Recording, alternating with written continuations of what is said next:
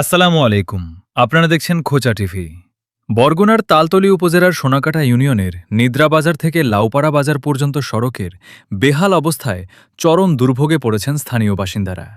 প্রতিদিন জীবনের ঝুঁকি নিয়ে চলাচল করছেন স্কুল কলেজের শিক্ষার্থী, কর্মজীবী মানুষ, বৃদ্ধ বৃদ্ধাসহ হাজারো পথচারী।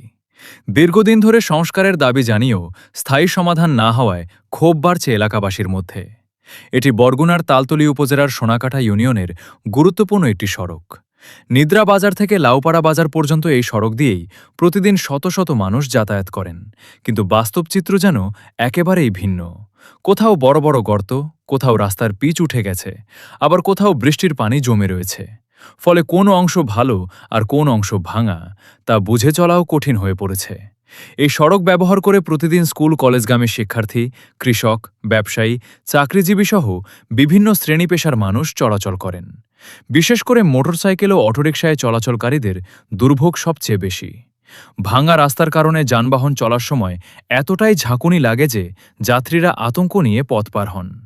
অনেকের ভাষায় এমন ধাক্কা লাগে যেন শরীরের এক পাশের হাড় অন্য পাশে চলে যাচ্ছে।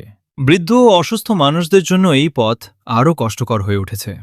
সামান্য বৃষ্টিতেই রাস্তার বিভিন্ন স্থানে পানি জমে যাওয়ায় দুর্ঘটনার আশঙ্কা আরও বেড়ে যায়। স্থানীয়দের অভিযোগ, দীর্ঘদিন ধরে এই সড়কের অবস্থা একই রকম রয়েছে।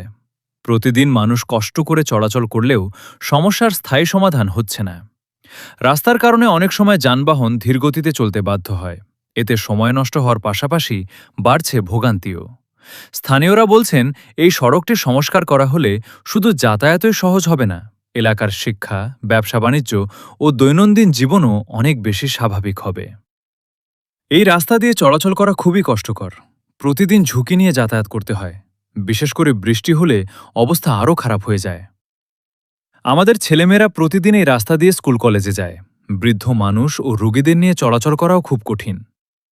এলাকাবাসীর দাবি, দ্রুত এই সড়কের সংস্কার কাজ শুরু করা হোক, যাতে সাধারণ মানুষ নিরাপদে চলাচল করতে পারেন এবং দীর্ঘদিনের দুর্ভোগ থেকে মুক্তি পান।